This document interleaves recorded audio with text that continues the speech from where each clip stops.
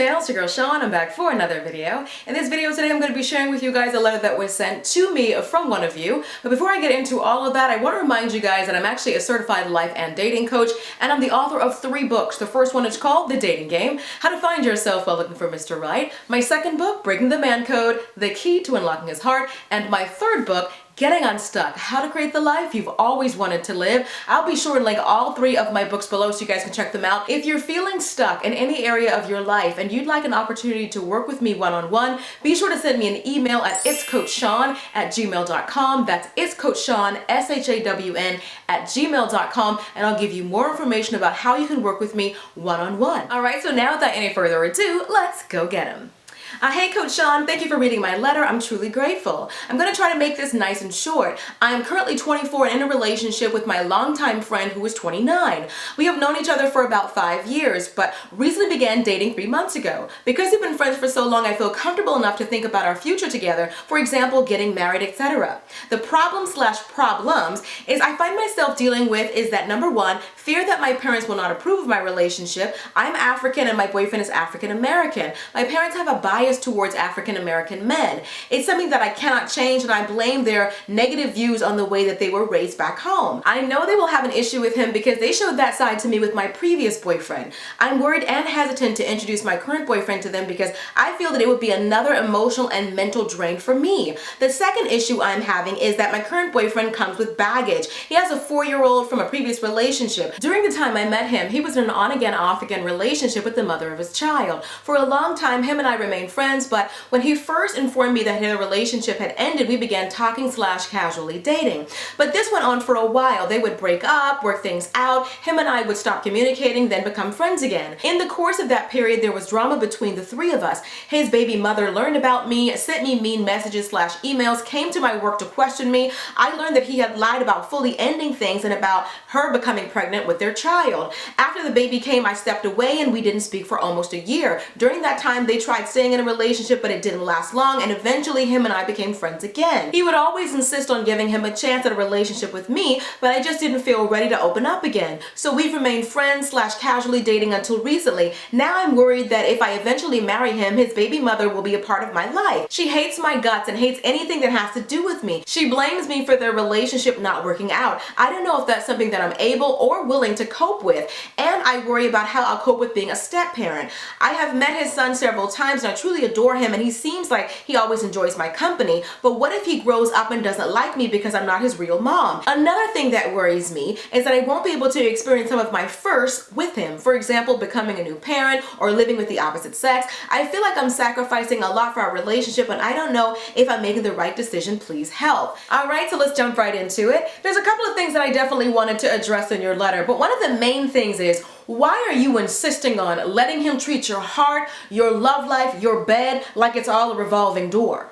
Why are you treating yourself like second best just because she's the mother of his child? Just because she's the mother of his child doesn't make her better than you. Either he works it out with her or he doesn't, but why are you letting him come back to you every time they're on a break? And then every time that he decides, you know what, I'm gonna see if I can make my family work, you're okay with you two just being friends. If you know that you want more than friendship from him, why do you keep settling for this role? Why are you letting him dictate the entire relationship? One thing that I know for sure in this particular scenario is that she loves him, that he loves him, and that you love him, but who's loving you?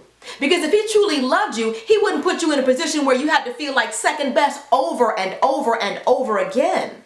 I feel like you're settling in this situation, settling for somebody who has never really fully chosen you and put you above anybody and everybody else. At the end of the letter, you talk about the idea of what it would be like to marry him. Now, you do realize if you do marry him that a part of your marriage vows will say forsaking all others, and by others it would mean her. Do you honestly think, don't just answer me, ask yourself, do you honestly think that he's capable of leaving her alone for good? Not when it comes to the son, but not this yo-yo, they're trying to make it work, then they're not. They're trying to make it work, and then they're not. He keeps coming to you every time he needs a break from her. But why do you keep allowing yourself to be available every single time? There was even a time period where he didn't talk to you for a whole year. Why do you keep letting him come back into your life under the guise of friendship? This is not even a friend. Even a friend would treat you better than this. Time after time after time, he's chosen her over you. Do you think that will ever stop? This is not a question for me. It's a question for yourself. As many times as he's yo-yoed you around, do you think he can ever fully stop? She's always going to be the mother of his child, so that will always be an excuse. Is it a good enough excuse for you to allow him to treat you this way? I feel like a lot of the questions that you're asking me are questions that you really need to ask yourself. You said at the end of the letter, I really would be missing out on a lot of firsts, being a first-time parent, being a first-time homeowner, living with the opposite sex for the first time. Yes, you would be missing out on all of those things. Honestly, I feel like you'd be sacrificing a lot, but is that a deal breaker for you? If that's extremely important, so you want somebody who doesn't have kids, it's okay. It's not like he's this amazing guy that's always put you first, and the way that he loves you is like none other. This man can't even put you first. Why would you sacrifice all of this for a man that hasn't even ever chose you? I wanted to do this letter for all of the women out there who have this sort of pick me syndrome. Oh, pick me, and you're waiting to be picked. Why don't you pick yourself and say, you know what, I deserve better than this on every level? I feel like if you get with him, it would really be you settling. And a lot of people who hear this scenario, they're going to say, I don't understand what the problem is. This is a no-brainer. Why wouldn't she just leave him? One of the reasons why people stay in bad relationships is because they don't think they can get better. They don't think they deserve better. It's always an underlying issue. People don't just stay in these relationships because they want to. A lot of times it's because they feel like this is the best that they can do. Maybe he's the first guy in years that paid them any attention. Maybe he's the first guy that said he loved them. Or maybe they feel like, this is what they deserve for something bad they must have done. A lot of times people are in bad relationships because of some kind of self-esteem issue within themselves. They're looking to fill a void with this person. You deserve better than him. Now, when it comes to the issue with your parents, I feel like that's going to be an ongoing issue. Like you said, your parents have an issue with African American men. And if you tell them even half of what you told me, they're not going to like him. And it won't have anything to do with him being African American and everything to do with how he treats you. If you're even half as honest with them as you've been with me. You've already set the tone for the relationship by allowing him to come and go as he pleases. For you to always take whatever crumb he's willing to give you. Or I will just be friends. If you know you want more than that, why are you settling for that? When you talk about your parents' reluctance to accept an African American man that you're dating, to me that's a secondary issue. The quality of the man should be the first and foremost priority. If he's an amazing man, African American or not, if he's treating you with love and respect and dignity, if he's honoring your parents, if he actually can show your parents that he loves you, I don't think it will be that much of an issue. I definitely recommend that when you find someone like that, then you pray that your parents will be able to see him for who he is and how he is and not what he is. But when you're talking about this guy right here, if I was your parent, I wouldn't want you being with him either. One of the things that bothers me the most about letters like this is how some of us women could be so sure about men who are so unsure about us.